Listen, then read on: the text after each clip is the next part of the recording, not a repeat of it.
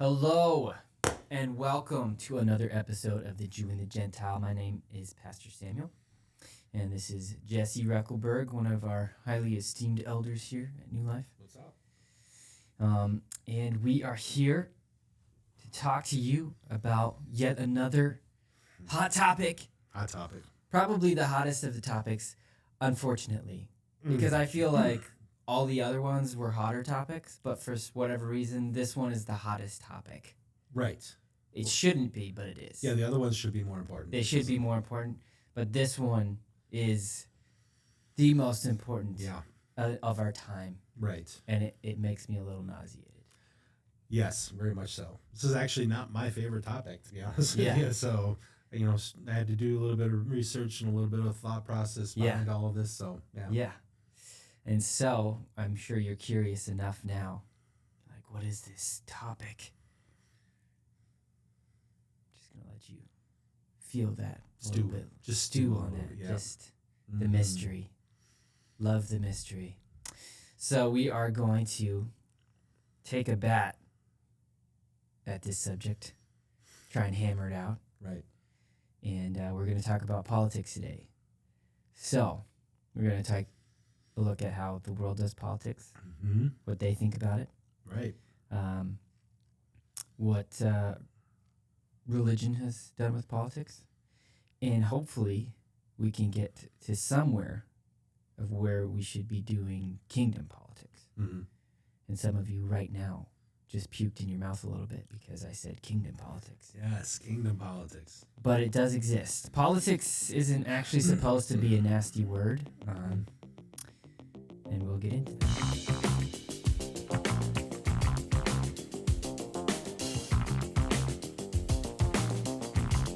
So, opening thoughts. What do you think, man? Politics are messed up. They really are. When we look at the state of the world today and we just look at our country, not just the world, but let's just talk about our country. Our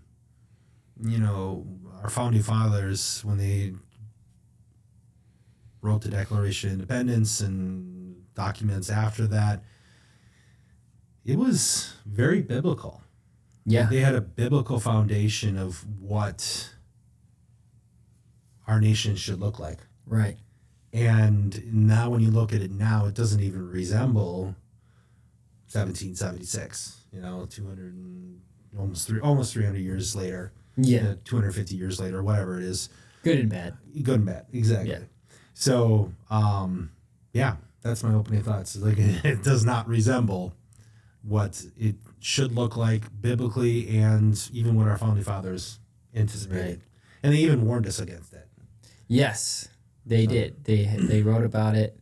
They knew how fragile it was. They knew that this was an experiment. No government had ever been set up this way.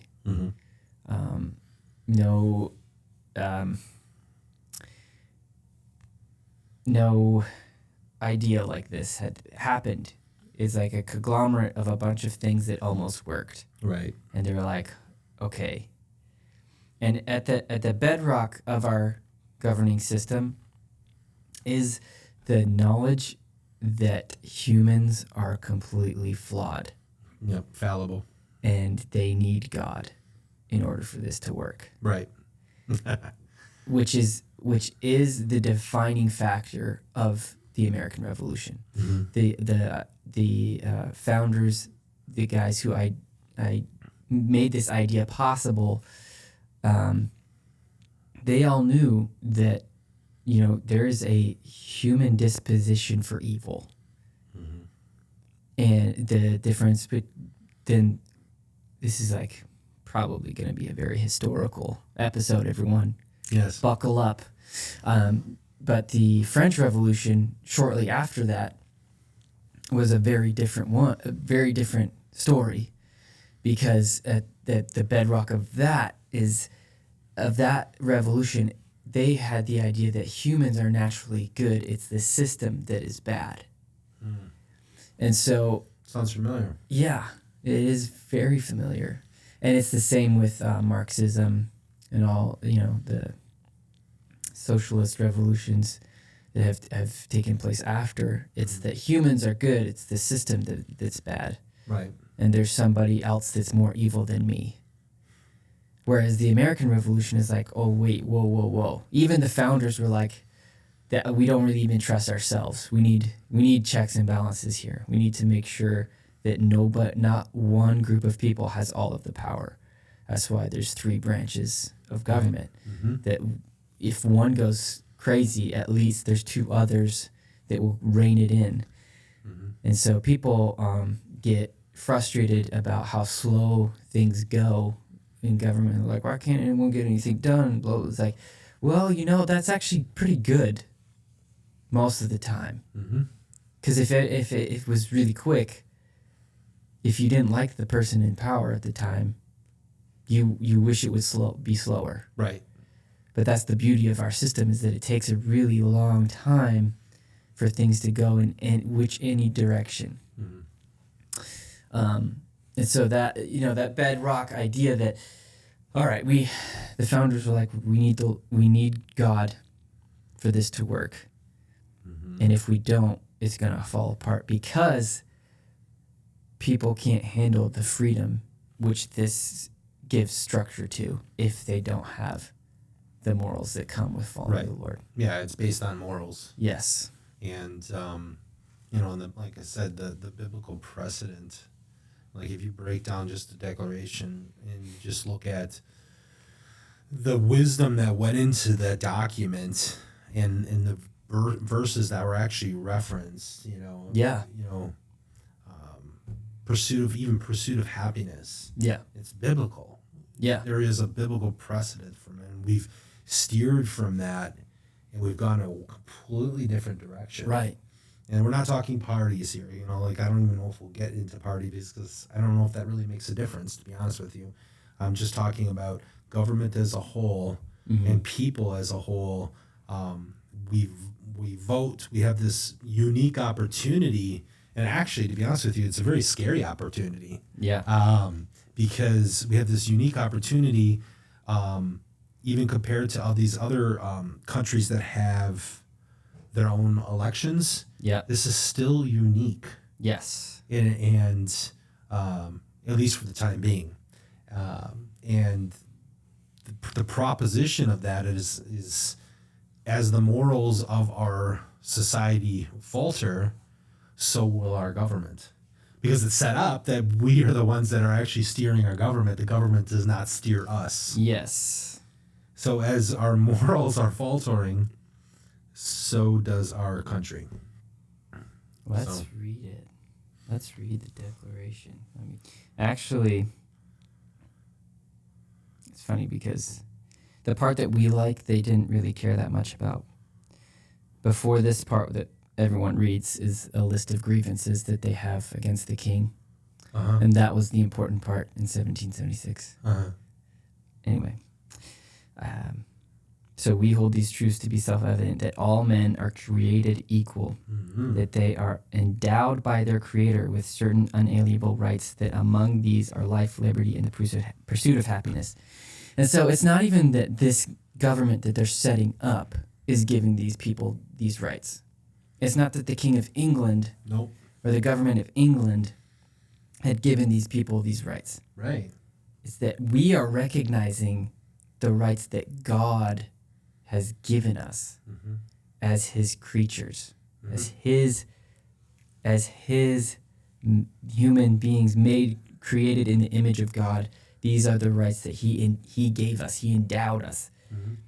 I think that's just amazing. It is. It'd be fun to kind of break down each individual thing. So let's look at created equal. Yeah. What does society look at like right now? So, obviously we deal with, we have all different kinds of races. We have this melting pot of all different backgrounds. And you have the LGBTQ, you throw that in there. Yeah. And they'll read that created equal. Yeah. Even though most of them don't believe in God, but they'll use that as a foundation Right. to say, I am created equal and it totally messes with their thought process and everybody's thought process as we go along, you know? Yeah.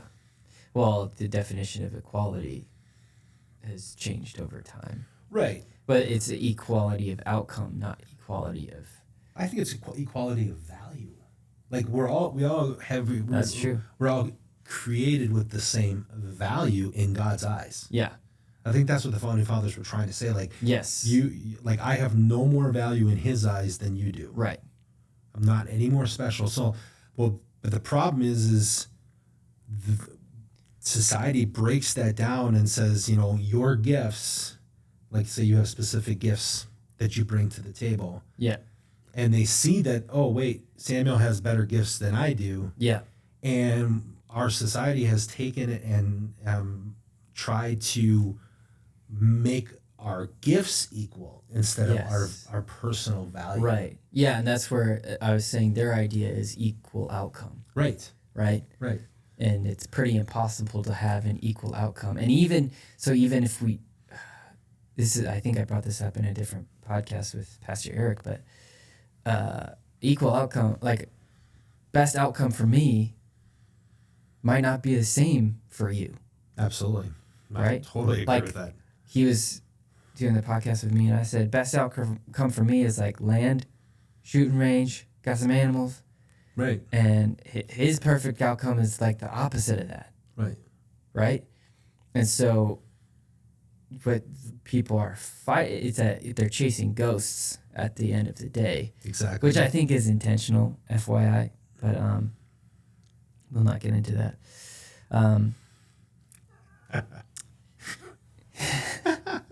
Sorry. Yeah. I actually, to be honest with you, I wrote down a verse when it comes to equality. Yeah. And I thought it was beautiful. Now, granted, when it was written in the law. So, listen, the law is part of the Bible. You can't ignore it. But it's in Leviticus, and it says, do not pervert justice. Mm. Do not show partiality to the poor. Huh. Interesting. Wow, that goes against so much. Really? No, this is the law of the Lord.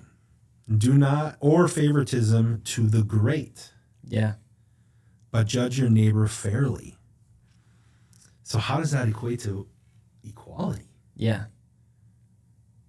Like I'm not even supposed to show favoritism to the poor, but yet we're told to help the poor and the widows and the orphans. Yeah. How does that, what does that mean? Right. So that really messes with our logic because the world is trying to do this. Right. But without God. Yes. It's a tainted version. They're actually doing the opposite of that. Right. And do you think that speaks to actually going more to the individual? Like, because I think a lot of the world's, they go in big strokes. So if you're this poor, you get all of these things. Mm-hmm. But do you think that speaks to judge everyone fairly? So this person is poor, but they just need a helping hand to get out, and they'd be good. Yes, I totally agree. Do you think that's what that's kind of speaking to? Absolutely, and it's the same thing with the favoritism to the great. These people that are born into it and not necessarily, they didn't do specific things, maybe some bad, some good to get to those, higher, let's say incomes or whatever. They didn't necessarily do anything to get there. You have to judge the person, the individual, according to merit. Yes, merit and according to God, the value as a person, right? So it's crazy how that works out because, the way the system of politics is right now is, this person has an unfair lot in life, and now we have to do specific things to make it equal. Right. And that doesn't, as you can see, it's not necessarily working. Right. So. Yeah, it is not working. It doesn't usually work out because we're chasing this ghost of equality of outcome. Right. And when we do that, it's never going to actually satisfy No. people because, again, it's not going to be satisfying. It's not going to actually make them feel better because it's like giving someone something that they're not even prepared to have. Like people who win the Powerball. Yes. I mean, how many people win? You know, we heard lots of stories about all these people that win the Powerball, $250 million or whatever. Yeah. And then you come visit them a couple of years later, and they have less than what they did when they first won the Powerball because they're not prepared for it. Right. They're not actually prepared for the responsibility, the integrity, and all these different things that come with those specific things. Right. Yeah. Yeah. And that kind of goes into like the pursuit of happiness, right?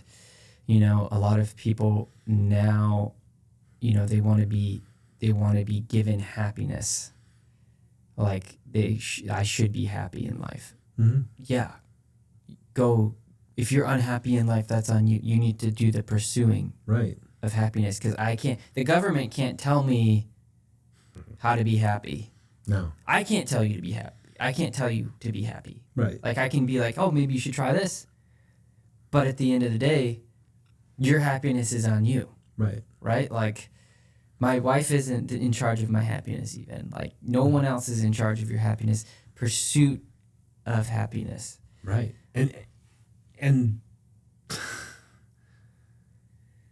they are dictating what happiness looks like. Yes, exactly. What kind of money you should have, what you should look like. Yep. What sexual orientation you should have. Mm-hmm. They give you all these choices and they say, but this is really where full happiness comes from. Right. So they actually dictate the happiness, but what we know, what we're supposed to know as Christians is that is an inside job. Exactly. Right? Like that's with the Lord. With the Lord. You have so happiness is pretty circumstantial, right? Mm-hmm. But joy is an internal thing that is uncircumstantial. Right. And so what people are like missing is the joy. Yeah. Right? And there's a lot of joy that comes from pursuing happiness, right? It's like, oh, I worked really hard and I got to this goal. That makes me happy.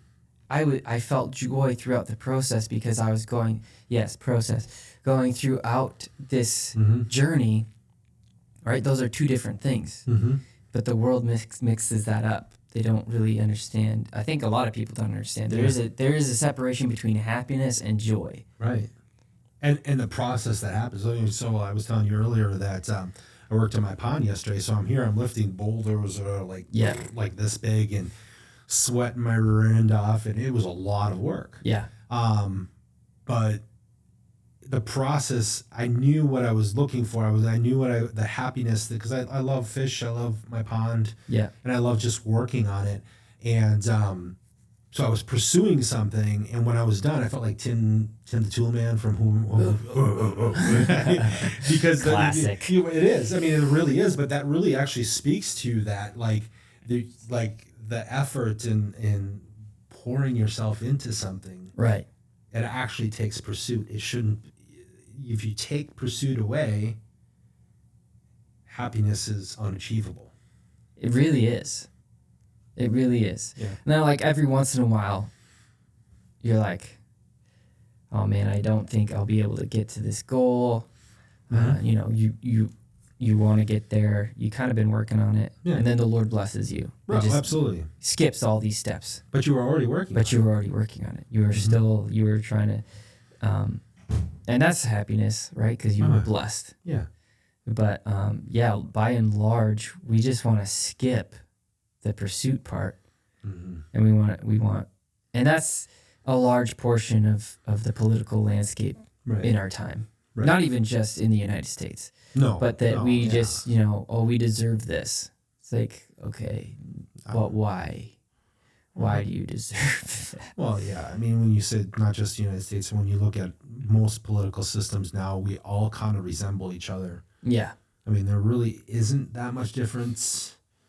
Now, if we go back to as in attitude. right, Attitude. The actual systems are quite different, but the Yes. political attitude yes, of our times is very much entitlement. right, It's entitlement, and it's what the government can give me.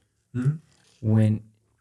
So this says, okay, that to secure these rights, governments are instituted among men, deriving their just powers from the consent of the governed. That whenever any form of government becomes destructive of these ends, it is the right of the people to alter or to abolish it, and to institute new government. So it's the right of the people that Right. is actually giving the government The power. authority and Yes. power. Yep. And so we have it backwards in our time. Mm-hmm. Specifically in the United States. Like England, people don't really have any rights. No. They don't really vote on anybody, like the common people. Right. And they're very frustrated about it. There was kind of some upset about the new king and all this stuff. Yeah. But they have zero way to do anything about it. They have zero rights. They have zero say. Right. France is a bit different. A lot of like quote unquote democracies or Right. whatever. But it's still way different than Right. the United States. But the attitudes. But the attitude is the same. The Right. people are what is the government going to give me? Right. And see, Jesus is he flips all of that when you actually listen to what he says. Mm-hmm. It's like he puts the ownership back on you. Right. Right. Yeah, that's interesting. Because we don't want ownership. Right. Actually, let me rephrase that. We want to have our name on the title, Yes. but we don't want to make the payments. Yes. Exactly. It takes a lot more work, a lot more pursuit. Right. But when in reality, that's where a lot of the joy comes from. Mm-hmm. Right. And again, this whole entitlement thing, and even what Christy was talking about, being entranced in our phones and Oh, yeah. this self-love, what we were just talking about, she hit on Sunday. Yes. All of this self-care. I swore I know. I was like, we didn't release it yet. What the did heck? you just listen to it? Anyway, all of that is feeding this idea in our head that, again, it's wanting this outcome without any of the stuff that makes it worthwhile. Right. Right? And so we're wanting this outcome without the work, which is actually part of the blessing. And we're getting fat and lazy Mm-hmm. because it's being replaced by easy technology and easy entertainment. Mm-hmm. And so people nowadays, they don't have time to care about, I hear this all the time, I don't have time to care about politics. I don't have time to, get Yeah. into it. I don't have And time. I'm guilty of that. Like I said, this is my least favorite subject. Yeah. So. And I totally get that. And I have, but it's all because most of the time you can go days, and I tell this to youth kids all the time. You can go months and months and months. You can go years with just being entertained by other people's work. But what have you created? Like, what have you actually done? Right. What have you actually made? What are you building in your life? Right? And so we are all getting replacement satisfaction that is, again, that whole like self-love thing. Okay, I need 15 hours a week. Okay, well, clearly this isn't working. Clearly. All right, so they need more. We're going to need more and more Mm-hmm. entertainment or more and more whatever, when it's like, okay, ownership's on you. If you don't like your life, what's going on? Right? And so it's even, it pops up in church all the time Mm-hmm. as well. It's like, because people are like, oh, I don't like politics or whatever. I don't like politics in the church. Or you got the people that like politics too much. In the church, yes. Mm-hmm. And I'm not even talking about actual politics. I'm talking about like church politics. Oh, church politics. Okay. Like, and it's like, I just don't like politics. And so, somebody said that to me, I don't know, a couple months ago. I was like, listen, it's going to happen. Mm-hmm. You're going to have to at least learn how to do this well. Mm-hmm. You may not like it. That's fine. Yes. But you're going to have to learn how to do this well because you're never going to get out of it. Yeah. You could be at the most perfect church in the world, and there's still going to be some level of politics. Yeah, actually, I think we would be really good to do, and my beautiful wife did this for me, and I didn't even think about it, and it just kind of popped in my head now. She actually looked up the word politics, and it actually means influence. Yeah. That's really what it means. Right. So, what are you influencing? Right. You know, are you influencing our government, our local government? Are you an influencer in your church politics or your business? Because in every context, there is a political thing that goes on. Yeah. There is a hierarchy. There is a way that things are governed. Right. You know, so we all play a part in that. We all have influence. Yes. So that's interesting. Yeah. So like that's kind of been my go-to, whatever. Is like, okay, yeah, not your favorite. Math's not my favorite. Mm-mm. I still have to be at least knowledgeable enough to know this goes above my means. Right. This is how much money I have. This is how much it costs. Okay. Right? Like you have Math. to have, you can't get past it. And specifically as someone in leadership or someone in charge of anything. Mm-hmm. And that basically means everyone. Because we all have influence. Because we all have influence. We're all in charge of something. Even if you're the last guy on the chain, you're still a part of that system. Right. You still have influence over your work. You still have influence over what you should be doing. Right. We should actually get a baseline of how do I conduct myself in these situations. Mm-hmm. And I think part of the problem with our current climate in this conversation is that nobody's actually taught how to disagree, how to like have conversations that are important and have influence and have impact. Yes. Without being outraged. You know, like, there's a guy that wrote a book, and his name is Dan Crenshaw. A lot of people don't like him. A lot of people do like him. How do you not like him? I like him. That's the guy with the patch, right? Yeah. Yeah. I was like, I don't agree. He's got an eye patch. I don't agree with everything, but like the dude went to Afghanistan as a Navy SEAL, got blown up, came back, went to Harvard University, and then ran for office. I'm like, yeah, dude, you're pretty cool. Don't agree with everything he says, but you don't have to. I don't agree with everything you say either. So there you go. But he said, like outrage is not a virtue. And in our day and age, I think like there's this: the more angry you are, the more right you are. Right. The more angry you are, the more outraged you are, the more the louder your voice, the more merit your grievance has or your position has. And it's like, that's just not true. No, not at all. And I think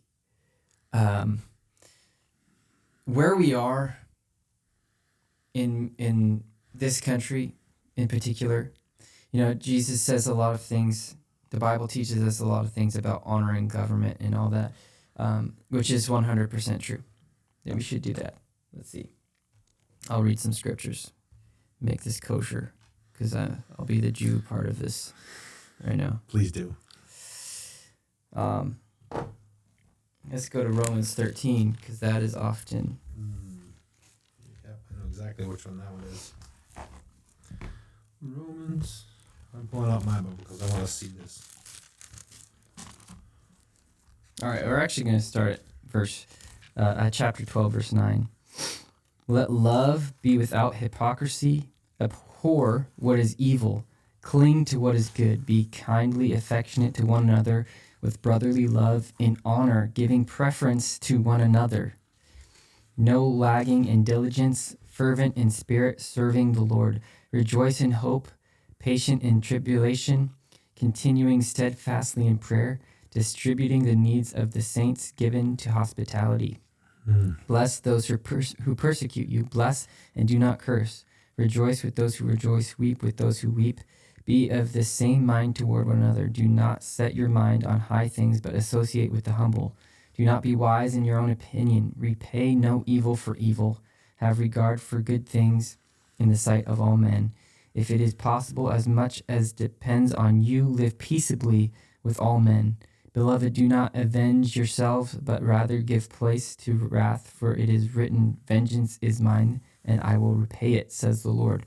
Therefore, if your enemy is hungry, feed him. If he is thirsty, give him drink, for in so doing you will heap coals of fire on his head. Do not be overcome by evil, but overcome evil with good. Let every soul be subject to the governing authorities, for there is no authority except from God, and the authorities that exist are appointed by God. Therefore, whoever resists the authority resists the ordinance of God, and those who resist will bring judgment on themselves. For rulers are not a terror to good works, but to evil. Do you want to be unafraid of authority? Do what is good, and you will have praise from the same. For he is God's minister to you for good. But if you do evil, be afraid, for he does not bear the sword in vain, for he is God's minister, an avenger to execute wrath on him who practices evil. Therefore you must be subject, not only because of wrath, but also for conscience sake. For because of this you also pay taxes, for they are God's ministers, attending continually to this very thing. Render therefore to all their due. Taxes to whom taxes are due, customs to whom customs are due, fear to whom fear, honor to whom honor. Owe no one anything except to love one another, for he who loves another has fulfilled the law. Okay? So that's a lot. I was just going to right? say, oh, cow, that's a lot to unpack. That's right a lot there. of controversy right there. Uh-huh. Right? And so a lot of times, this whole section here, the 13 specifically, is what people use to say, hey, you can't like disagree with the government, basically. So like they conflate honor with agreement, and they conflate honor and respect. And I was there was a time in my life where I was a part of this discipleship group, and I disagreed with the leaders, and I was talking to somebody who was kind of mentoring me at the time, and he's like, hey, like you can still honor them. It just sounds like you're not gonna have respect, like your respect for them may not be the same level, but you can still honor them. True. Right? And so, I mean, to be fairly honest and frank with everyone, I do not have a lot of respect for the government at this point in time. No. I think the respect for the government in the United States has never been lower. Let's just be real, right? Let's be real, yeah. Anybody who's listening to this probably agrees. And not just from its citizens, from the world. From the world. Yes. There's Australian newscasters who are making fun of our president. Of the president.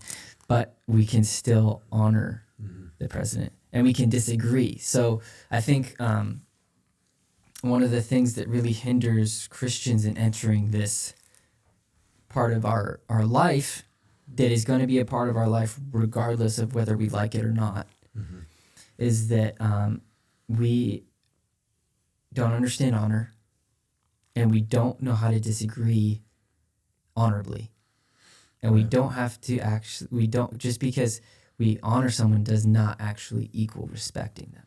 Right. Right? Yes, exactly. And so those three subjects are separate, but I can still be honoring the President of the United States because he holds the office of the President of the United States, and simultaneously disagree with him. Right. Moses disagreed with God, but he was still honoring him. Honoring him, exactly. Right? When he came off of the mountain and they made idols and they were worshiping this gold idol, right? Right. God said, we're just going to smoke them all right here, right now. Moses, we'll start over with you. And Moses was like, whoa, whoa, whoa, whoa. What are people going to say of you? What are people going to say of God? Like, do not kill them. Do not do this. And he argues against God. So was he dishonoring to God? No. Or was God wanting him to see Moses' heart? Yeah, it makes you wonder if he would have said, no, I'm going to do it anyways. Yeah.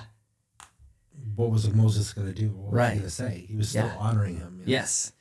And so a lot of times, the most honoring thing I can do, right? Like if I saw something in your life that was not going to end well, the most honoring thing I can do, right, is actually bring that to you. Like, hey man, I just need to say this. I disagree with this idea that you're going with. Right.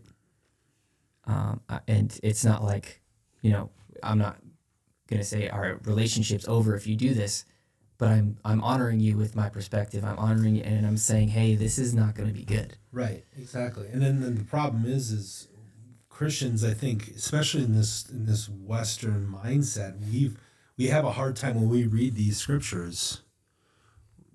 It's funny because a lot of times people we talked earlier, they will ignore context, cultural reference, Yeah.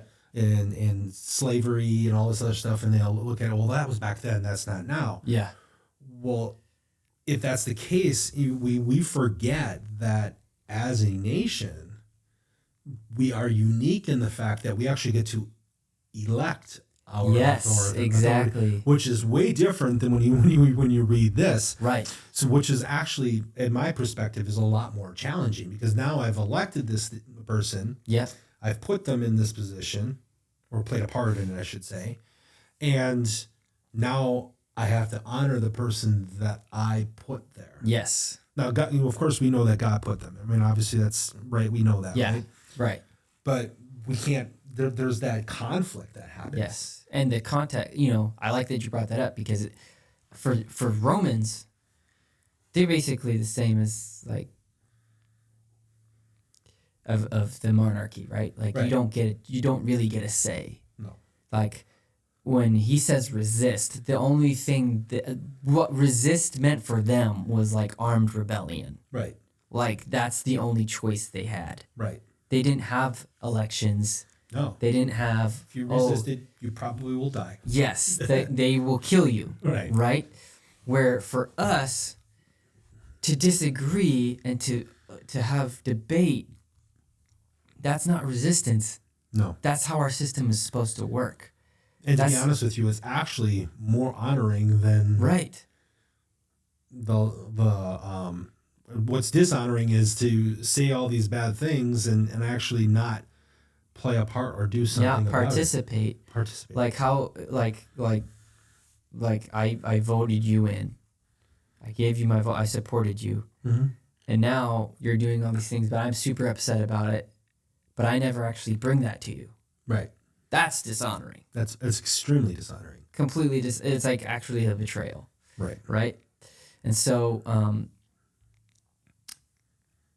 it's actually, again, the ownership is on us, specifically in the United States, because the government is set up in such a way that we get a say in what's happening. And as Christians, I want to be clear about this. I'm not saying one political party or the other, but you do have to actually vote on biblical principles and on what the kingdom of God looks like. Mm-hmm.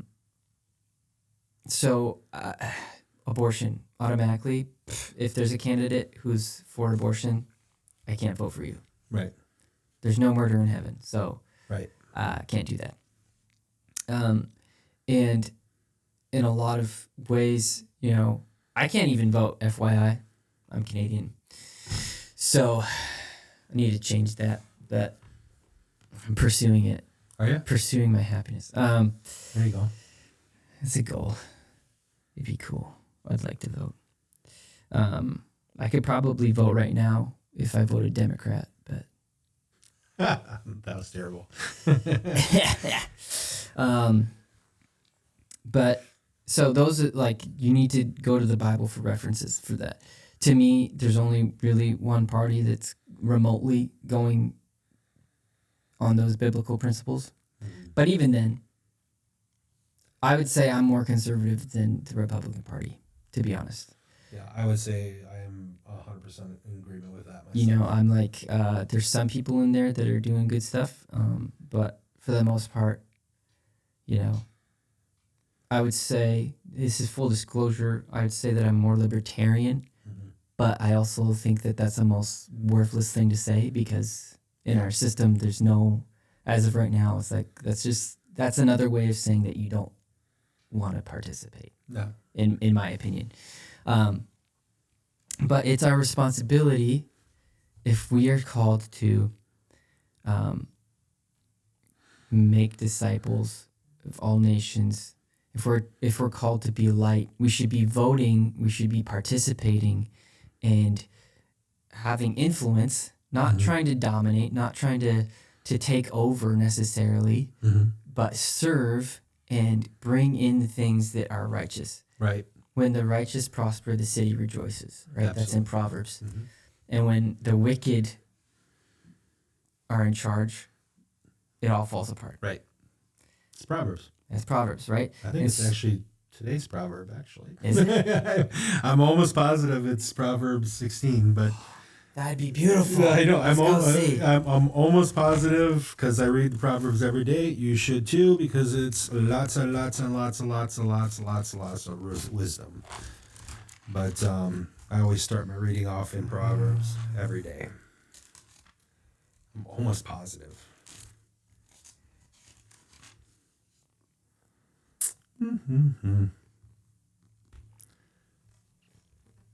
Maybe I'm wrong.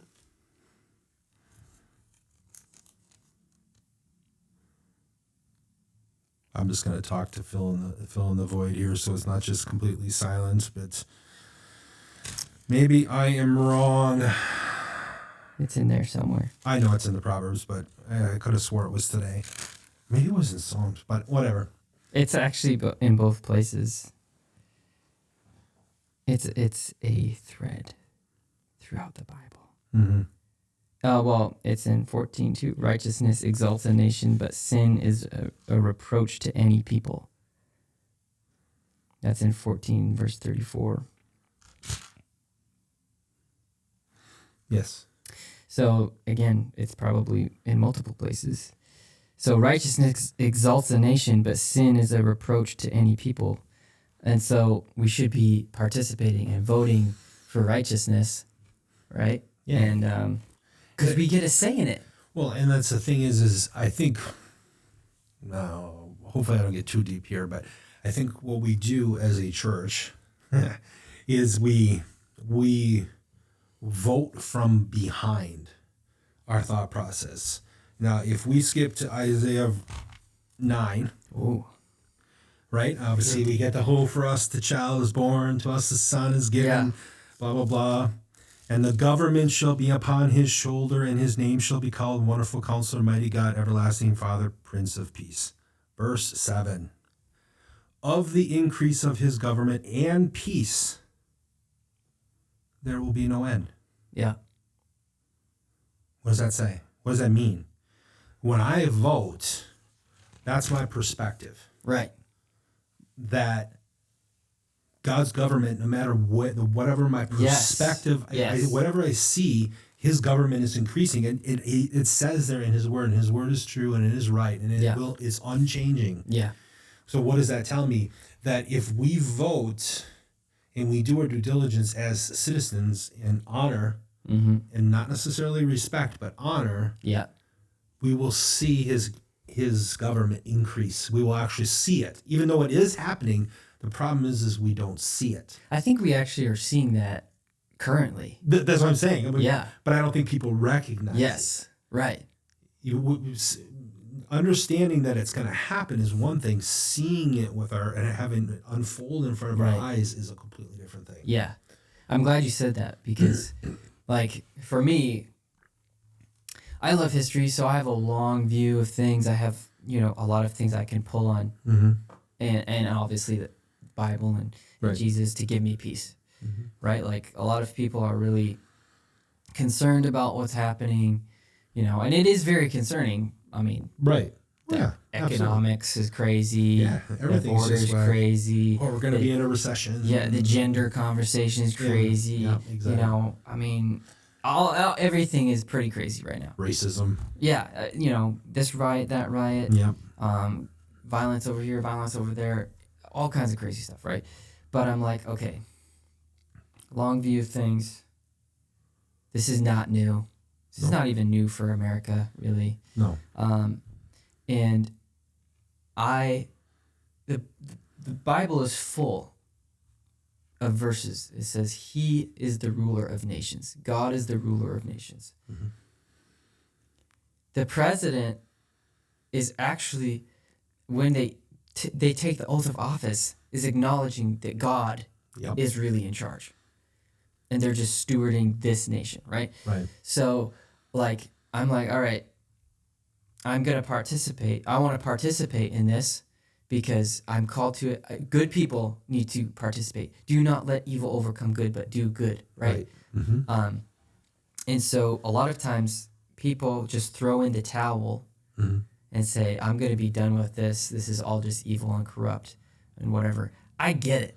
There are days where I'm like, you know what? Screw this, man. Yeah. But the crazy thing is, we are co-laborers.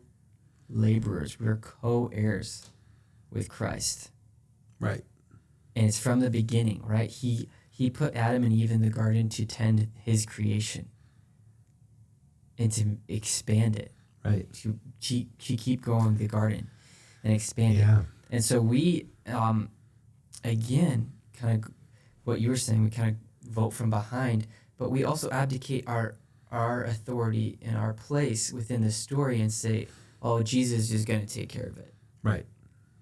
That's true, but it's rooted in the lie that you just aren't a participating party in the story. Mm-hmm. Yeah, it's a really, this is my own personal theology, but I believe it's rooted in a fallacy that God wants to do it all himself.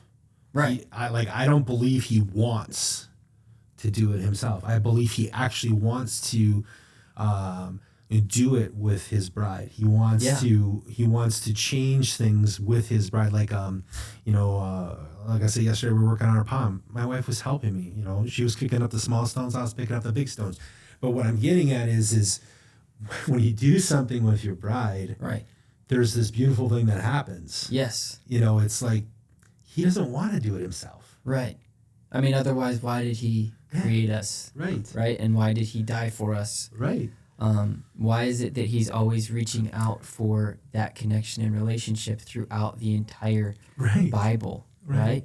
And so, you know, we can have an attitude of like, oh, you know, I don't get into politics. It's all these people are evil.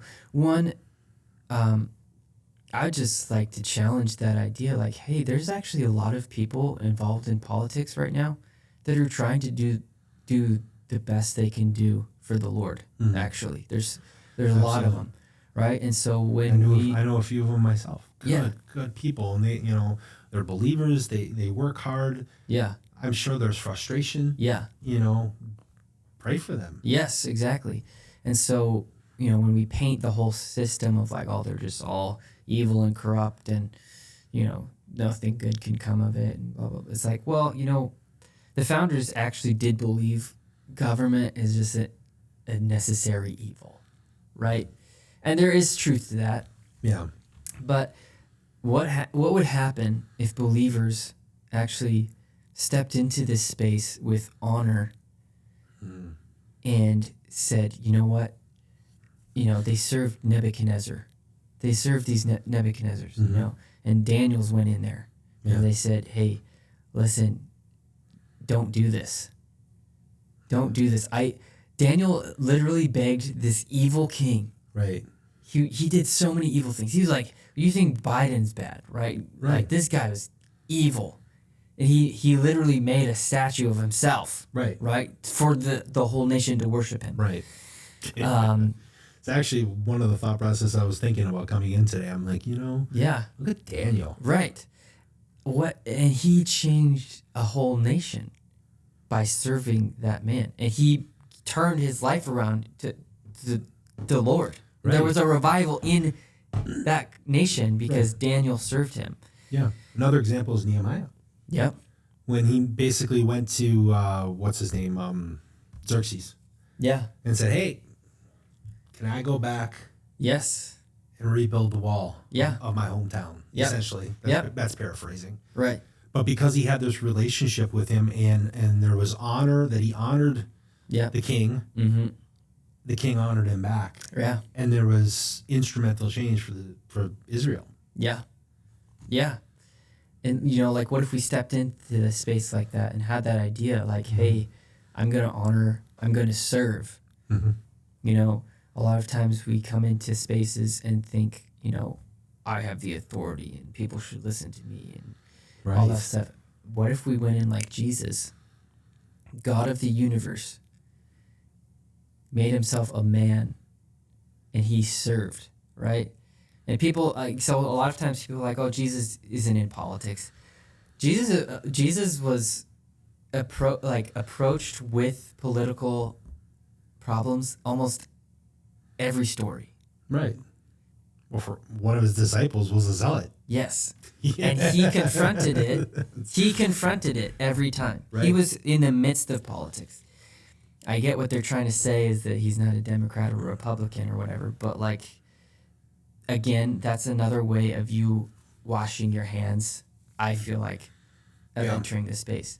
What if we stepped in and said, I want to serve the Lord and I want to honor these people regardless if I agree with them, regardless of if I have a whole lot of respect for them, and I'm going to serve and see what the Lord can do, right? Because for the world, politics is becoming a religion. And it's getting really twisted and nasty, right? Because not just the world, the church. That too, yeah. I mean, we've entwined ourselves with a party, one way or the other, right?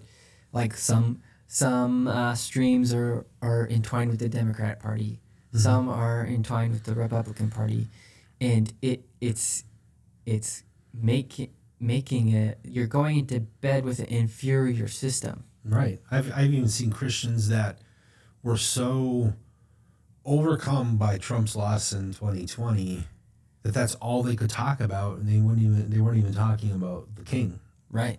They were so consumed about the cheating scandal and all these different things instead of, like, wait a minute here. Yeah. Why does that doesn't matter. What matters is the Lord, his government is increasing somehow. Yeah. I don't know how. Yeah. I have no idea what that looks like.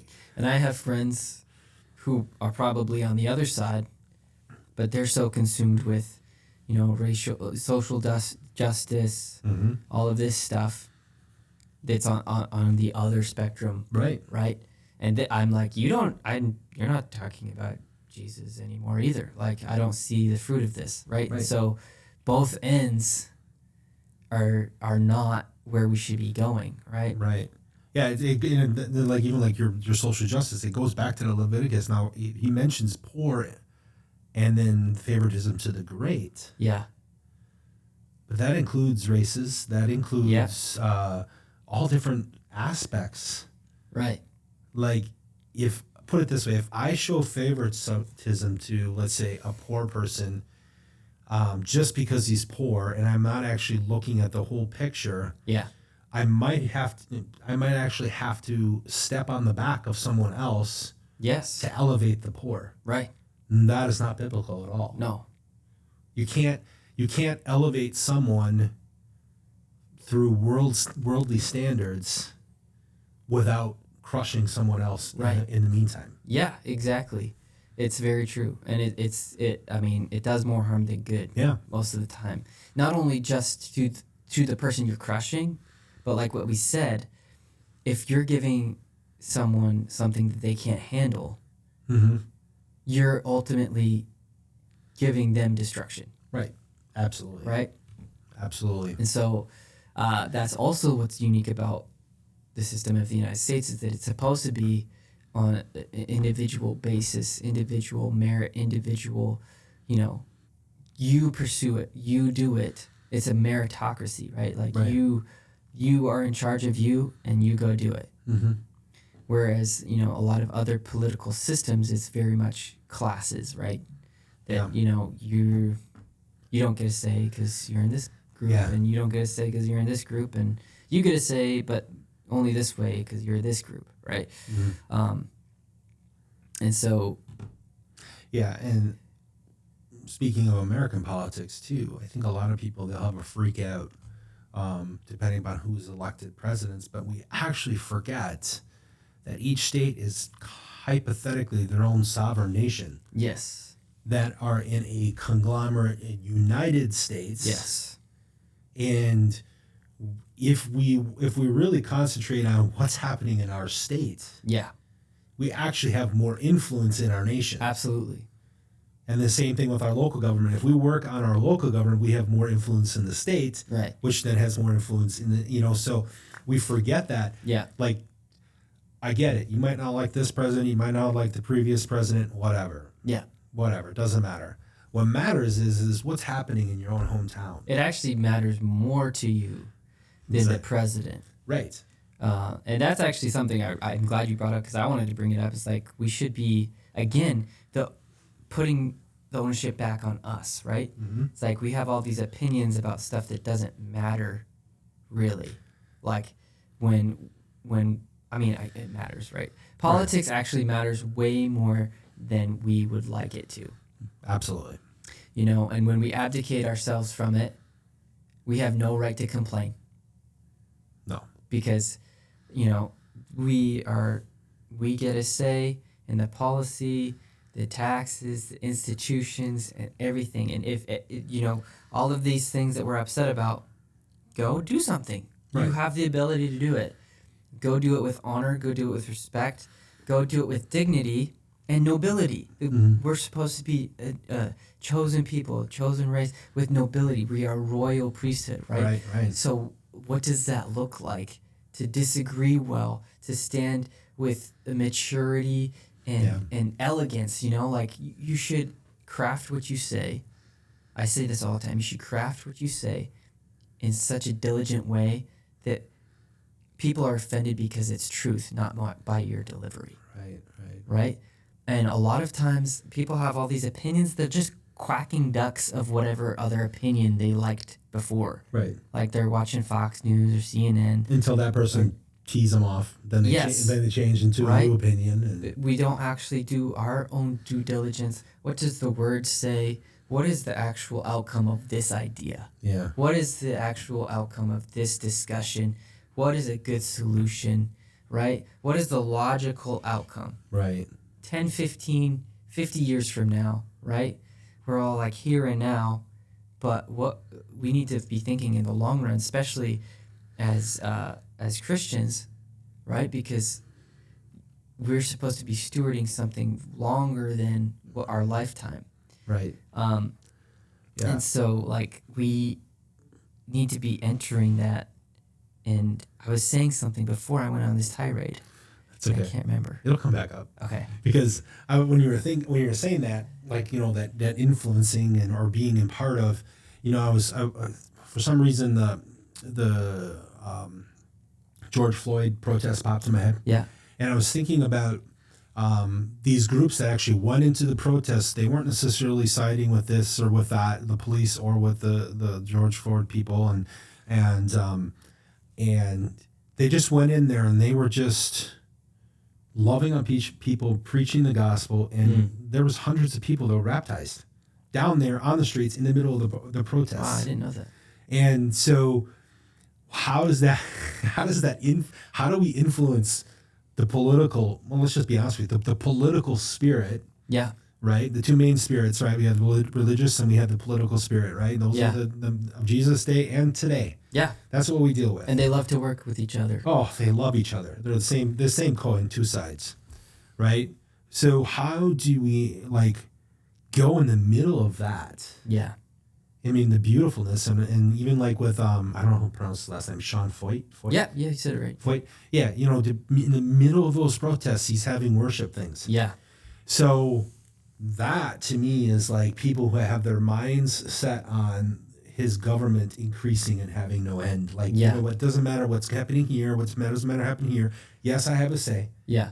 In politics, and yes, I need to do my due diligence and vote and all these other crazy, awesome stuff. Yeah. But really, if we really want, it's not about protesting. We're not going to. You're not going to protest your way. Right. You're not going to get your way by protesting. It's been proven. Yeah. But what you can do in the middle of those protests, you have the opportunity to love. Yeah. And watch that political spirit crumble. Yes, because again, this is the inferior government, right? Absolutely. There is a higher government that we are a part of, and like, yes, do all the things, vote, be a part of local things, be a part of national things, right? Right. Have those respectful, honoring debates. Actually hash out ideas with people who you disagree with. Mm-hmm. You will grow and you will learn so much. Yeah. And you will actually begin to like respect people. Right. Because you're like, oh, you want good things, I want good things. Right. You just think of them differently to me. Yeah. And that's good. Yeah. Right? Absolutely. But pray. Mm-hmm. Yeah. Pray and worship and do spiritual warfare, right? Like I think when we did prayer on Tuesday nights, I said like, hey, I get it. We're all frustrated with these people, with whatever, Nancy Pelosi, Biden, and whatever. We need to pray. Mm-hmm. We need to pray that they come to a deeper knowledge of Jesus. They all profess to be saved, right? They profess to be Catholics, or I think both of them actually. I think so. So when I say pray for leaders, I'm praying for their encounter with the Lord, their relationship with the Lord to increase, that they'd be blessed, that they would have an encounter with Jesus that would change their way of thinking, change their view on things. I'm praying blessing on them. Right. Because that's the highest form of warfare that there could ever be. That is a Saul to Paul, right? And how that would have a much higher impact. That would have a much better outcome if today Joe Biden was touched by the Lord and, actually pray right now. His cognitive ability just comes back. Right. Sharp as a tack. He begins to preach the gospel. He begins to shift things around, right? Yeah. That would have a much better impact than his destruction. Right. And it's funny too, because you were saying that, and I was like, okay, so pray for your leaders, and a lot of people like, oh Lord, I pray for his salvation. Let's really look at that, and that also means their mind has a shift. Yes. Not necessarily saved and goes to eternal life. It's that, and it's also healed, delivered, set free. Yeah. Think on that thing. Think on what you're actually praying. That's actually what salvation means. Like, Lord, I pray salvation over them. That his mind is healed. Yeah. That he's delivered from whatever's going on. Whatever the situation is. Pray for your leaders. Yeah, and. This is a challenge for me. This is a challenge for you. This is a challenge for everybody. Watch what we say, right? Yes. The government's just... It's really weird. That's one thing I've been thinking about the last 3 or 4 days. So. It's like, the government's just corrupt and all the people, they just... And you know what? Well, you're just speaking that into existence even more. Your words have power.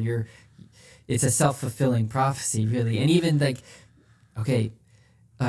right now, we don't need to be praying for destruction, right? Like that, it's not evidence of your prayers working if that happened, right? Like that's just going to be a natural outcome, right? Of where the because there's evil in the world, right? Yes, because it's evil is happening, right?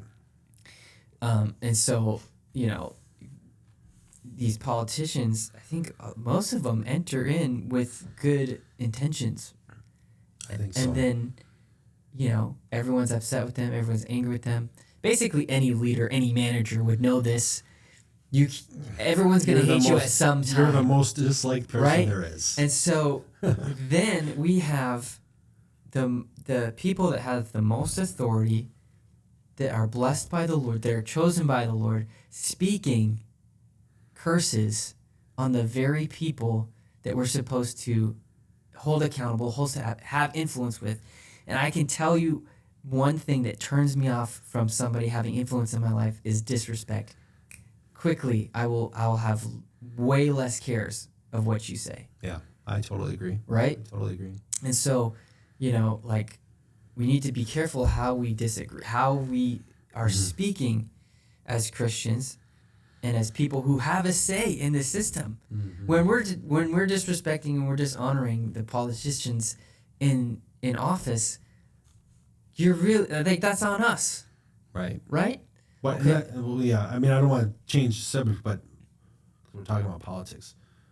But I really want to kind of piggyback that. Watch what you say about everyone in your life. Yes, absolutely. Because you can cause so much damage without even actually saying those words to them. Just speaking it out, like every word out of your mouth is a prophecy. Yeah. Watch what you say. Right. Well, it's really interesting because we're spiritual beings, right? So, I mean, I've had it where I can just know somebody said something. Mm-hmm. I wasn't there. I wasn't in the room, but I can see it. I can sense it on you. I can this is. People don't actually have to hear it to know that somebody's saying bad things about you. Your ears are itching. Well, it's just, yeah. I mean, there is a reality. Yes, to it. there's a reality to it. And so have some nobility, right? We're called to nobility. We're called to influence. We're called to politics, whether we like it or not, right? Mm-hmm. And our attitude towards it will dictate how well we do with it. Mm-hmm.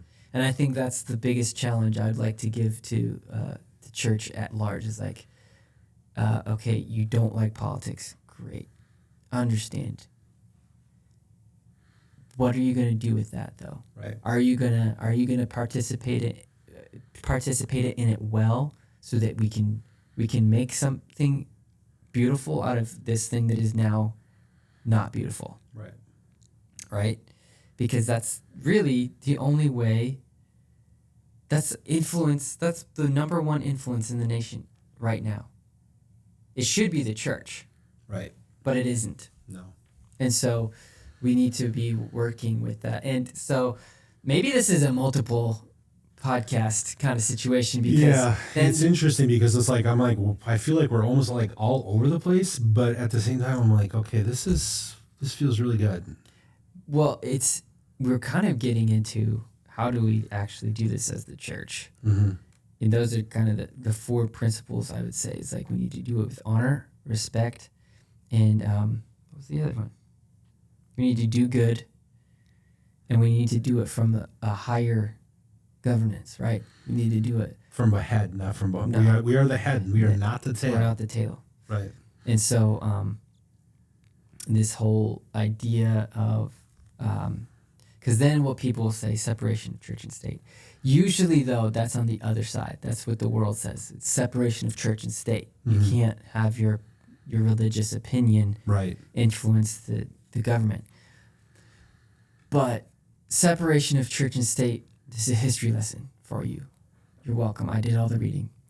I can't wait to hear this. Separation of church and state was instigated and even an idea because in Europe, the church was nationalized.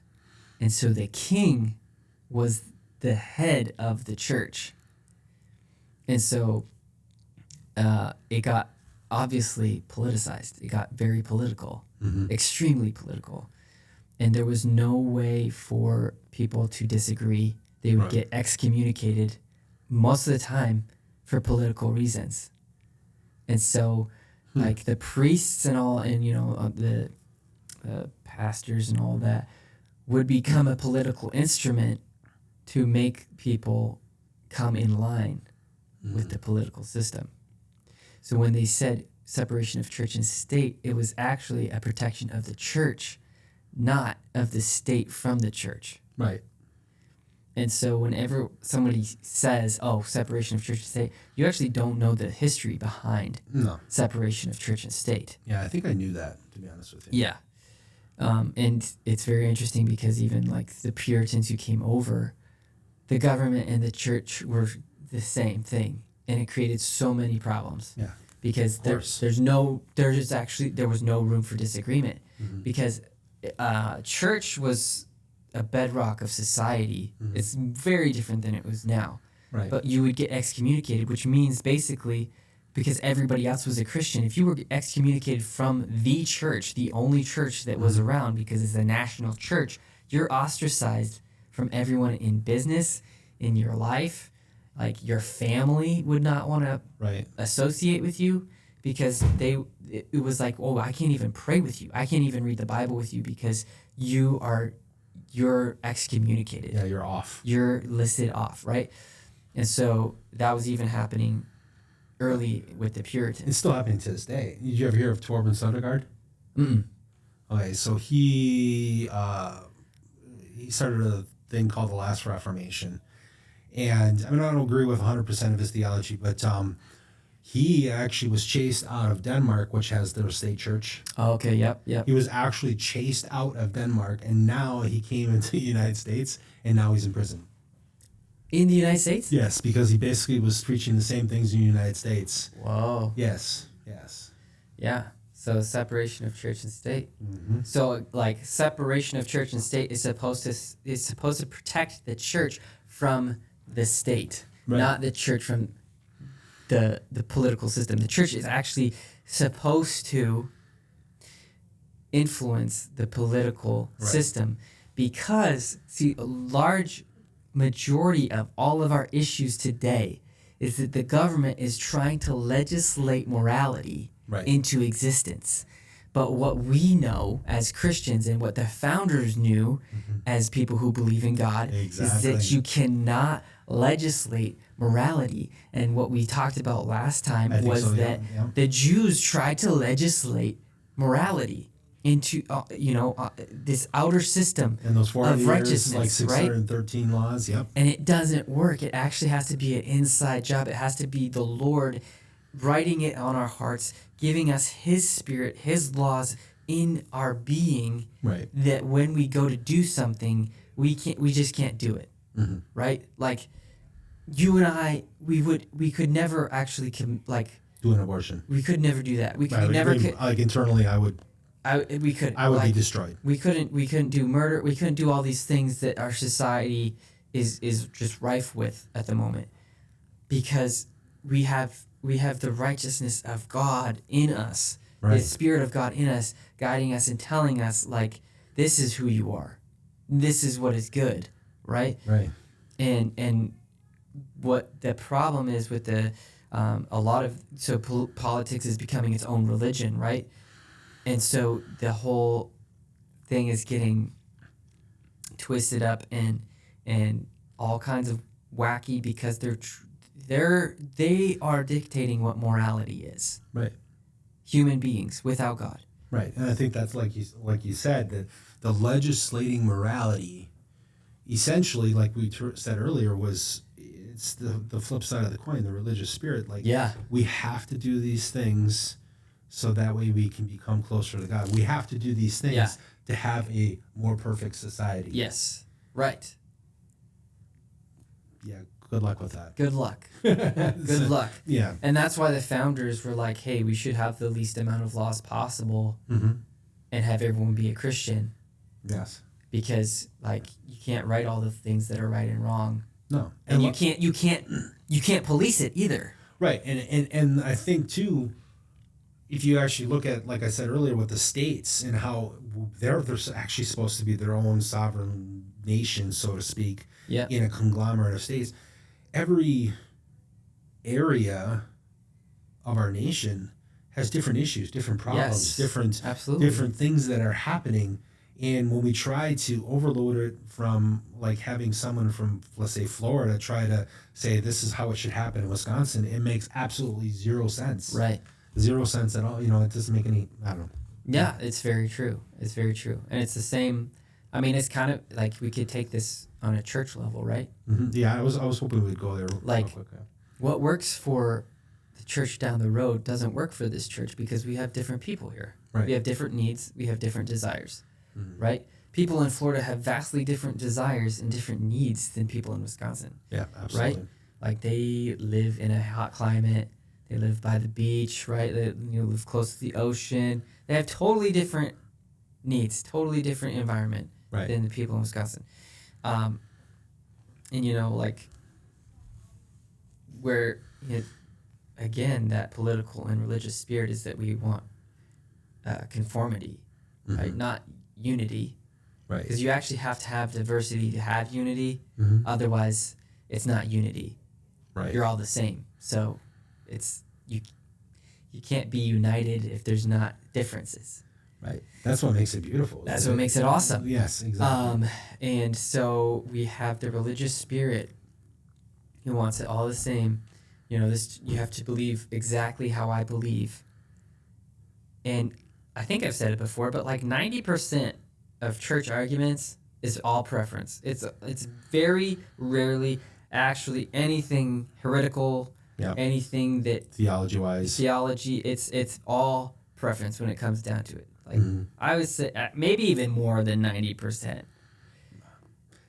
In my personal experience, is more than 90%. I've only been doing this for a little while, and I'm like, yeah, it's almost all of it. Yeah, I'd say, and in my experience, it's 99% of it. Right. In my experience, I've not had a lot of arguments where this is like doctrinal. This is what you're saying is completely heresy. Right.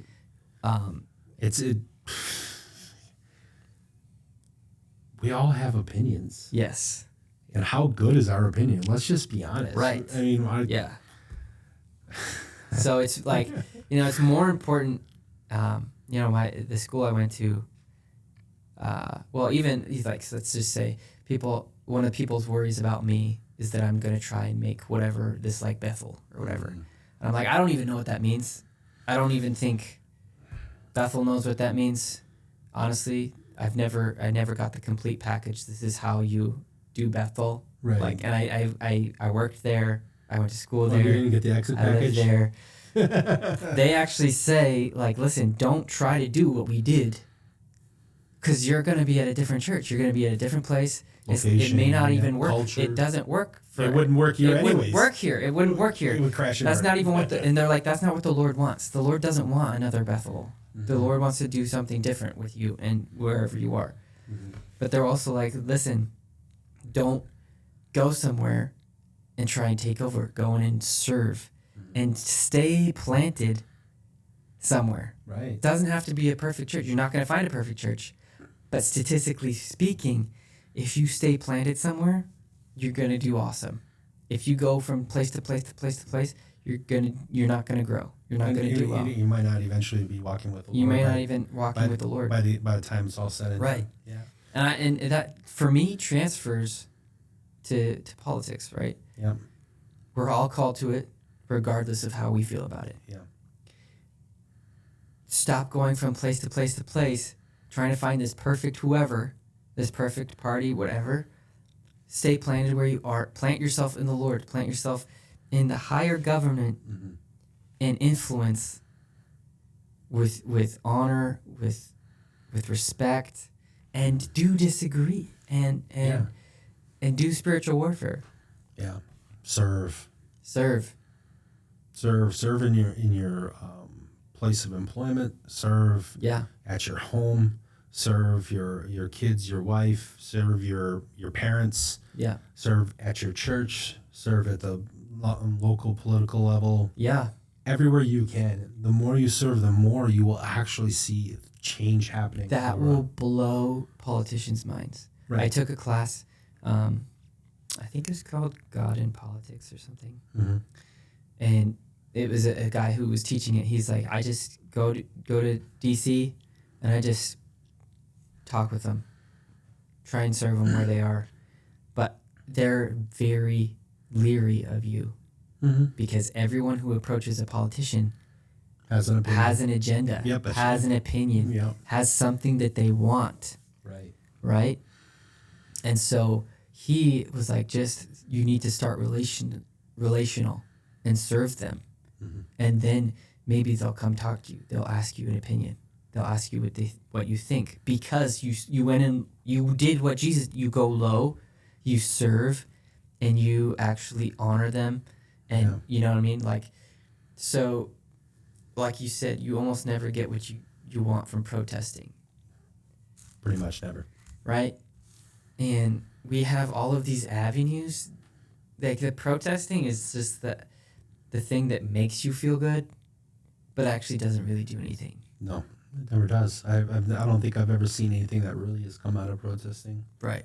I could be wrong. I mean... Hot take, it's like recycling. What? Controversial opinion, recycling is a myth.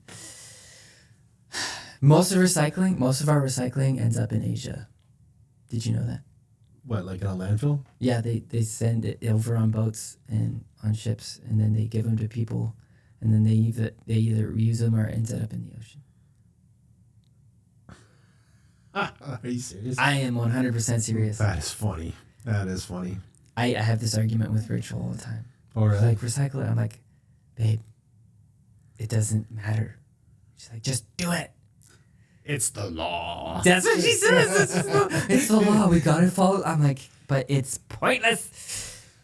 Anyway, something that makes you feel good. That was the point. Right. Anyway, that's a whole different podcast. If we want to go into recycling, I have the facts. I believe it.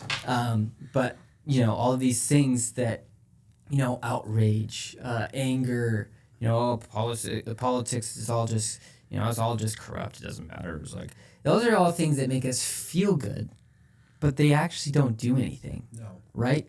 And so us actually partnering with the Lord, because we are his instrument in the earth, this is like, okay, yes, revival or bust. I've said it. I believe it 100%, because the government cannot legislate morality.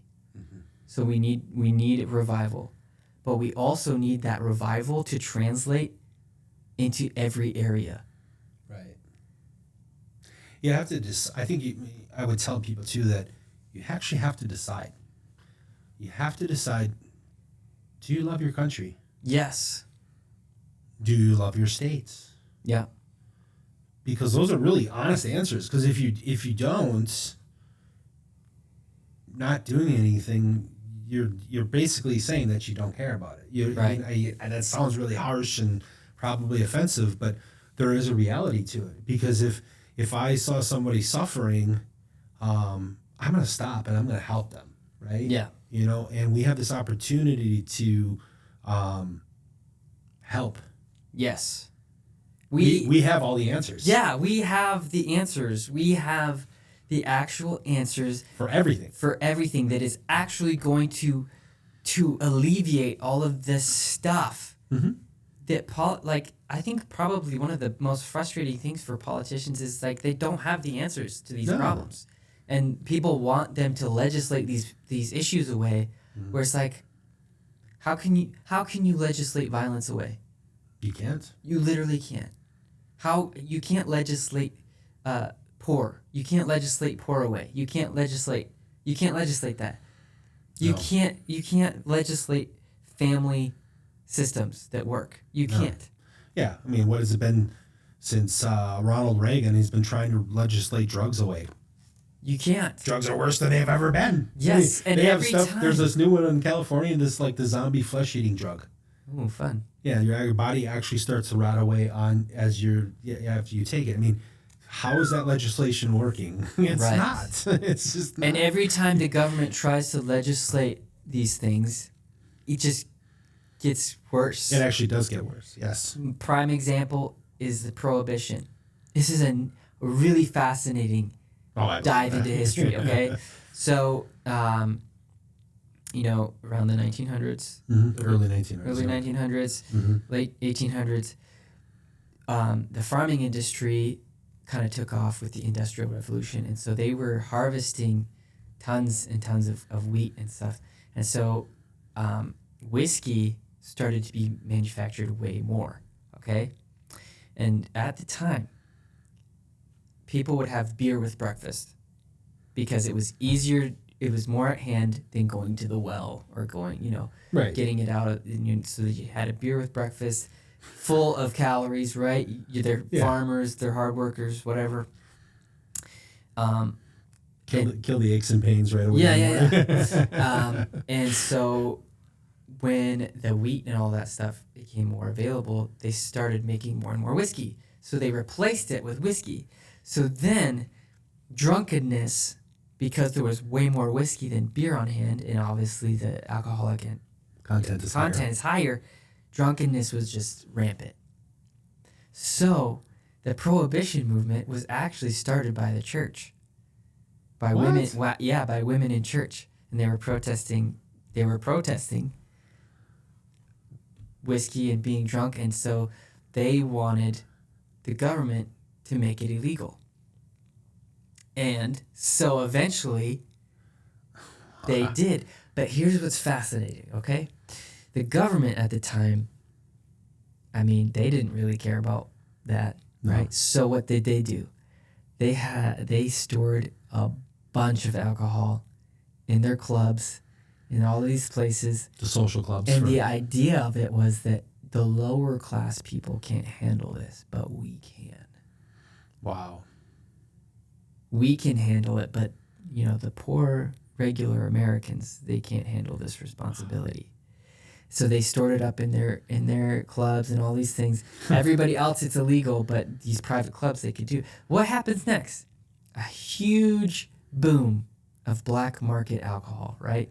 Then you got the mob, right? The mobs blew up because they had a great underground business going on with alcohol. Thank you for the free business. Yeah, right? Anyway, now what happens? They create the ATF to fight the mob. So there's a whole new, guys, history is amazing. Mm-hmm. Why we got to where we are. It created a whole mess because we tried to legislate morality instead of saying, you know what, Jesus is the actual answer as the church. Yeah. Let's disciple people correctly. Let's get them what they need to know and be close to the Lord. Let's go for the revival that we need. Why are we going for drunkenness when we could have the Lord? Right? And so that's my little deep dive into history is that's fun. You can't you can't legislate morality, and every time you do it gets worse. Right. Because there's second and third repercussions to everything that you try to do. Right. And when we're trying to cast out these demons with written paper, right? And well, even let's look at the armed forces. I mean, they are hypothetically unconstitutional, and as we create these armed forces that are national, yeah, we've actually created opportunity for more and more war. Yeah. So the IRS, the FBI, the ATF, all these different, they're actually unconstitutional. They are. And it's interesting as all of these have, now you got the Department of Education. You got to look at, we created Department of Education. Look at our education. Look at education. Department of Commerce. What commerce? Yeah. All we do is buy. We don't have anything to sell. We have no product to sell anymore. Yeah. I mean, we can go right down the list. I mean, the reality of it is, like you said, you cannot legislate morality. Yeah, and you can't legislate prosperity either. No, nothing. Yeah. Prosperity comes from righteousness, right? Mm-hmm. That's what the Bible just said in Proverbs. The Proverbs says that all the time. Oh, yeah. I mean, righteousness, prosperity is a byproduct of righteousness. Yes. And evil is going to bring destruction. Right. And I love what you said, it doesn't, I mean, it matters what we vote, but it doesn't matter that Biden was voted in, because you and I are seeing his kingdom advancing Absolutely. in Right, an in a wild way. Like you prayed this morning. Yeah. Yeah. Like you should probably share that. That's pretty cool. Yeah. So when 2020 happened 3 years ago, isn't that crazy that was 3 years ago? Yes. I think I feel like it was like last year. Yeah, I'm still there. Part of me is still there. I'm on YouTube picking songs for Nathaniel, and I'm like, oh, that's 3 years ago. That's 2020. What? But, I was praying into that season, and, there's riots, there's this pandemic that's happening, all kinds of unrest, all kinds of uncertainty, all kinds of things that just frustrate me. I was just so frustrated because I was like, this pandemic, I need answers. It just came from China. What does that mean? Like, I was just like, what is this? You're not giving me the truth. I just knew. I was like, this doesn't make sense to me. I'm over here. I lost my job. What? And so I was just praying, and I just saw in my mind as I was praying, like angels going across the nation, proclaiming, holy, holy, holy is the Lord. Yeah. And so I just prayed that. I just, prayed that the angels would go. They would go and proclaim the word of the Lord. And that as they were doing it, like there was just, there was this sense that the people were saying it back. Like there was just this revival coming. And I mean, like 3 years later, it's progressively been more and more. There's not, I don't think, not in my lifetime has there been such an awareness and a hunger for the presence of the Lord. No, not that I can remember either. And it's so tangible, like it's so easy to enter in. Mm-hmm. And it's a compliment to New Life, I think so. As a people and as a church. But I think that's just what the Lord is doing. Right. I think that's that's pretty normal to people who are actually set on the Lord right now. He's coming in such power. And you look at Asbury, you look at Sean Foyt, you look at all these places that are just... The one in Minnesota, those colleges in Minnesota that were having revivals right after Asbury. Right, yeah, all of those breaking out after that, like different campuses, different places. Yeah. It's just wild. Mm-hmm. It's wild. And we could look at the what's happening in politics and be discouraged. Here's a hot take. It's kind of good. Bring it. It's kind of good Trump didn't win. Because we would have been so complacent. I think so too. I feel like it was a undercover blessing to put the ownership back on us and be like, listen, we need the Lord. Mm-hmm.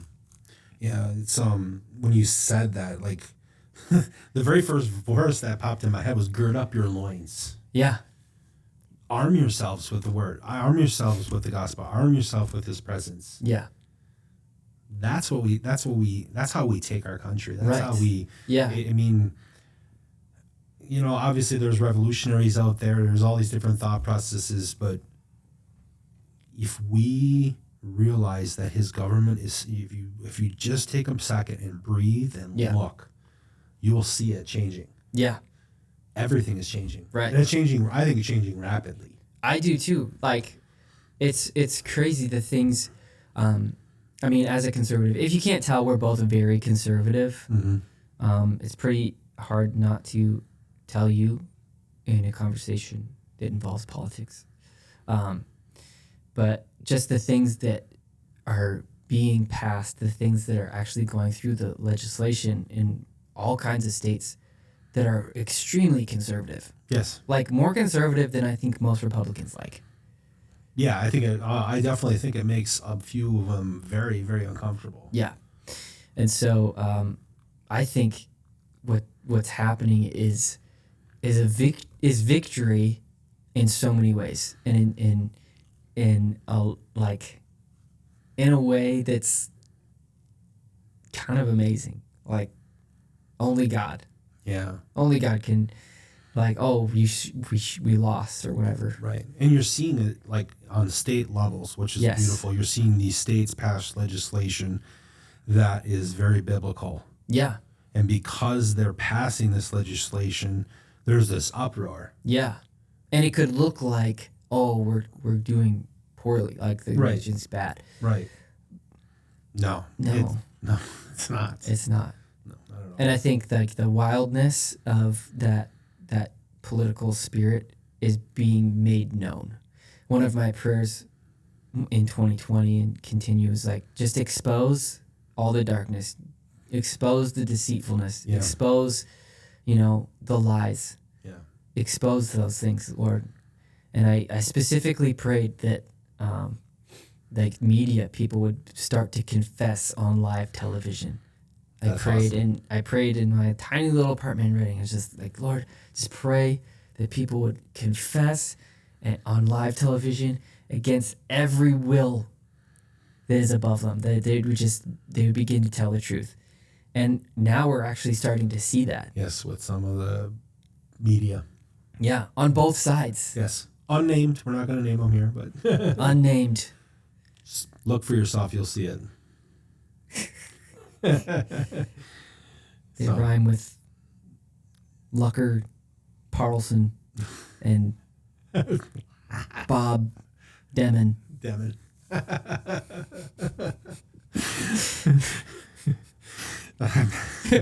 That's terrible.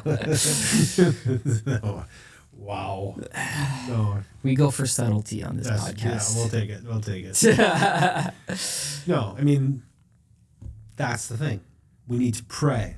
We need to be diligent. We can't, and it is hard, Jesus' disciples fell asleep in the garden. And it is, and we struggle with that. We'll pray for a week. Yep.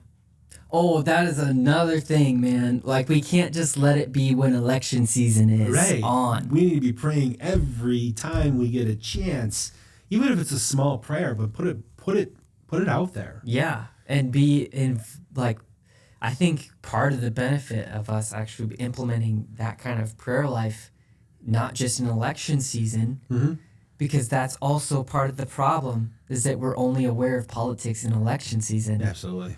And it makes it so... Or when something bad happens. Yes. And it makes it so easy to be deceived. Right. Because they can tell a lie every 4 years, and you could believe that lie. Then you forget about it. And then you forget about it. But if you're aware of it throughout the years, if you're aware of what's going on, you'd be like, that's not true. I remember what happened right then. I prayed about it. You can't dupe me. I know what's going on. Yeah, I'm aware. Yeah. Not that it, consumes our lives, right? No. But because, I think that's the danger in it, and I think that's why people eventually get burned out on politics. When people say, oh, I don't like politics, you basically got burned out on politics. Probably. You spent too much time on it. You got all worried about it. All of the things you were focusing on was politics. And it's so easy right now because politics saturates our society. Yes. To a level that is completely unhealthy. Mm-hmm. And the problem with parties entwining with the church is that it becomes the focus of the church too much, right? Like the Republican, whatever, news media or conservative, however you want to say it, the CNN of the world or whatever, the left side. And instead of focusing on the kingdom and being his disciples, right. And then we kind of like what I was preaching about, we need to be priests first, right, and then kings. If we're priests first, then the king thing works a lot better, right? So if we're priests first, then our politics is going to be a lot better. Yeah, it's going to be full of peace. It's not going to be full of outrage. It's going to be full of honor instead of disrespect, and that is when you see empires shift. Absolutely. Right? You look at the early disciples, the apostles, right? They literally couldn't disagree more with the empire of Rome. But they were chased down and killed. And they served. And Paul still said, I hope I go to Rome so that I can preach the gospel to them. And he knew he could die. Right. Right? That was death row. He's like, So like if we're not supposed to be in politics, why would you want to go preach the gospel to Caesar? Why would you want to go to the highest courts and preach the gospel to the president? Yeah. If you're not supposed to be involved in politics. Oh man, it makes me so angry. Doesn't it? Gets me fired up. I'm like, what are you talking about? And you can't give up either. I mean, we like I said, we say pray. But you know, my all-time favorite verse of the entire Bible is James 5:16, part B. The prayer of a righteous man avails much. Yeah. What is that saying? Are you righteous? Are you righteous people? Yes. Yeah. That means you can change the world. Yes. It's right there. Yeah. Argue me. Yeah. Bring it. I mean, because you will not convince me. Right. You know, and so we have to be convinced that when we pray for our loved ones, when we pray for our like I said, local, state, and federal government. Yeah. Believe it. Yeah. Don't be tossed to and fro. You know. Yeah, and I love that, and I love what you're saying because it brings it down to even, we could bring it down to even like, okay, Romans talked about love people. And if you said, do you actually love your country? Do you actually love your state? Right? It's like, do you actually love these people? Like, this church will never, ever be like, yeah, LGBTQ, we just accept whatever that is. No. However you want to be. Because we actually love the people. We actually love those people. Exactly. To disagree with them enough not to, because the world is just like sugarcoating everything and being like, yes. You have to accept me. You accept it, whatever. Who I am. But again, it's leading to destruction.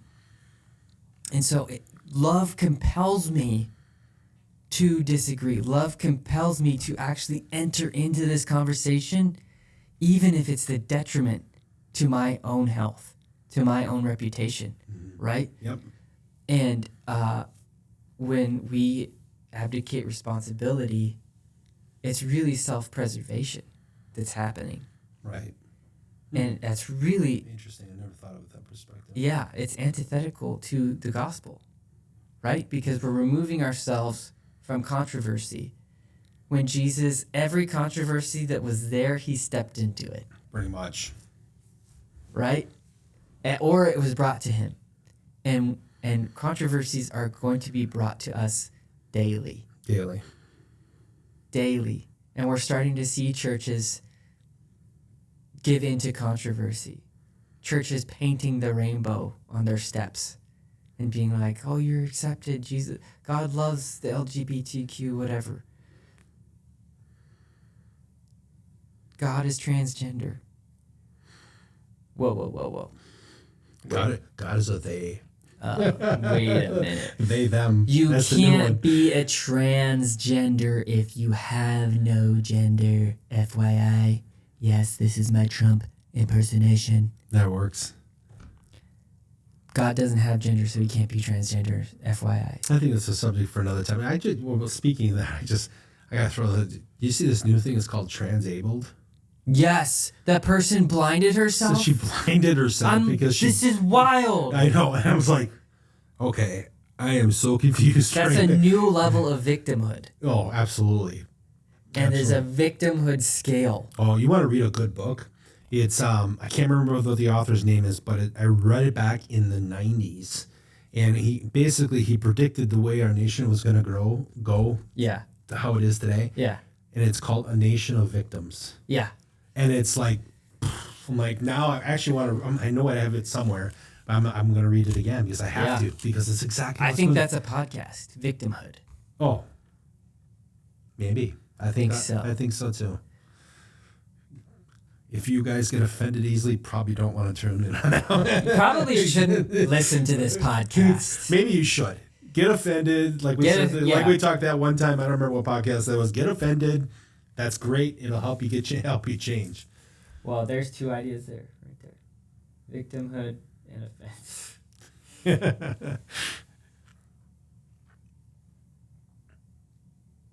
Yeah. Yeah. I like that. I had a couple quick quips there. especially with offense. But I'm like, no, I'm going to save We're it. going to save that. We're going to save that for the next time. Yeah. Choose your words carefully. The word says that, right? So Yes. So Yeah. So we may talk about this more. I don't know. yeah, we'll see. We'll see. But you can comment. You can say what you liked, what you disliked. You could say that you're offended. You could actually come talk to us if you're offended. We love that. I would prefer that. Yeah, if there's some more stuff you're interested in, our perspective on politics and Jesus and the kingdom, I would actually just challenge you, like, go read the Bible and be like, hey, did Jesus really shy away from politics? I don't think he did. He spoke above it, but he spoke to it. Yeah. Yeah, it was always like it was like he understood it. Yeah. But it was still, he knew it was below the kingdom. Yes, he was constantly calling people to a higher position. Give to Caesar what is Caesar. It's almost like, it wasn't like he was trying to like, whatever. He was actually saying, give to Caesar what is Caesar's. Yes. But we can interpret it that way, where it's like, kind of haphazardly. Right. No, but he was actually giving it its due diligence. Like, you need to pay your taxes. Get it taken care of. Yeah. So. And he was constantly, one of the things that comes up in politics is, being generous to people. Socialists love that heartstring on Christianity is that you need to be generous. Yes, you said it correctly. I need to be generous, not the government. So it's by choice. It's by choice. Mm-hmm. Generosity cannot happen through obligation, and taxation is obligation. Yeah, if it's obligation, it's not actually generosity. If I go to jail because I didn't give you the money, it's not generosity. No. So, like we can't. Again, you can't legislate morality. Generosity is immoral. Right. It's a moral idea. It's a moral thing that needs to be implemented. It's so true. You can't legislate that. We know that because of the whole Bible. Right. We know that from the Old Testament. You can't legislate people into right living. Yeah, come on, church. You can't legislate it. So, that was good. Yeah, that was good. I like that. So, like and subscribe, comment. We can expound on what you would like us to expound on. There is a donation link if you feel so led.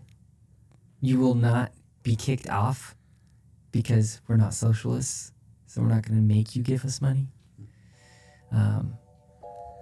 Yeah, I'm super conservative, if you can't tell. I'm not going to apologize. Until next time, amen.